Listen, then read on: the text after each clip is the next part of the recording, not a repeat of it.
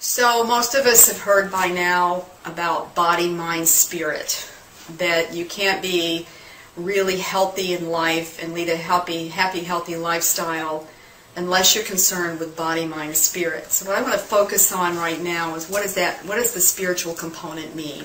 I have a spiritual health coaching license. What does that mean?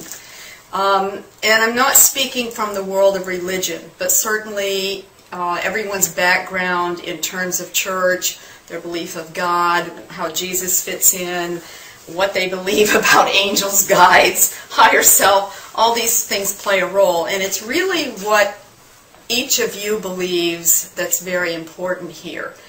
Let me give you some examples of the work that I do, and maybe this will be helpful, because I've been doing a lot of work with mental health diseases, people that are coming in that are taking a lot of antidepressants and anti-anxiety meds, and I want to be bold here and tell you that it is my belief, and those from people that I work with in this world of the spiritual health component, if you fix your mind, if you fix your heart, if you fix your thinking, you're not going to need these medications. Whoa, that's a powerful statement. And kind of a scary one for people who think they can't live without these kinds of medications. But that's where I spend my time in coaching these individuals who are really ready to try to assume some responsibility for their thinking. Because how you think is going to determine how you perceive the world. Your values, your beliefs, all impact your perceptions.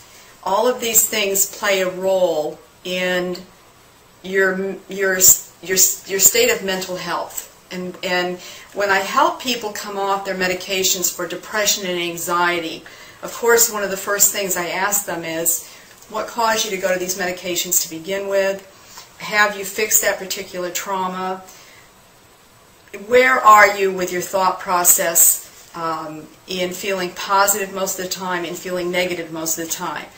Because what happens is when you get a mindset where you're feeling negative more often than not, or you're perceiving the world from a negative point of view, which we call the ego, then we know that you're not operating from a state of love and positive perceptions that are out there, and that your brain is probably more hardwired to that kind of thinking. The brain is a very plastic device. You have peptides, you have neuropeptides.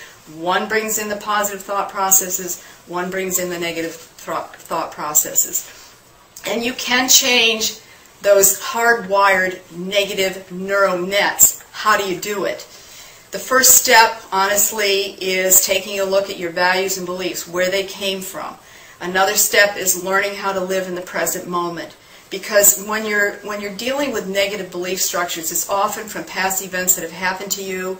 Fear comes often from your worrying about the future, when all you really have right now to be well is right now in the moment.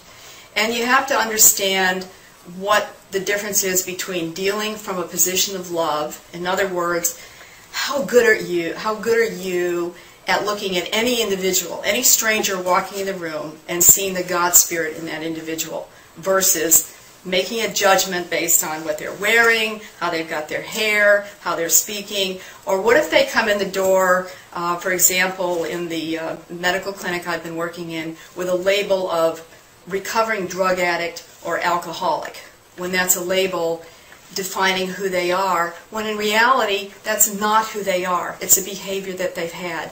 And so when someone comes to see me, I'm looking at their whole being, what's good in them, their spirit, which is untouched and perfect, and it's just something that we have to learn to realize about ourselves. When we look in the mirror, what do you truly see? Do you see your whole and perfect, beautiful self? Or do you see all these kind of negative clothes that you've put on since you've come into this earth body? So there's a lot you can do with your mind to heal your body. In fact, you're probably not ever going to truly heal your body from any disease until you fix your thoughts. How you think, what you put out for intentions is going to determine the quality of life that you lead and the positive or negative impact that you leave on other people in your life or the world around you. Do people who come into your experience walk away having benefited from knowing you?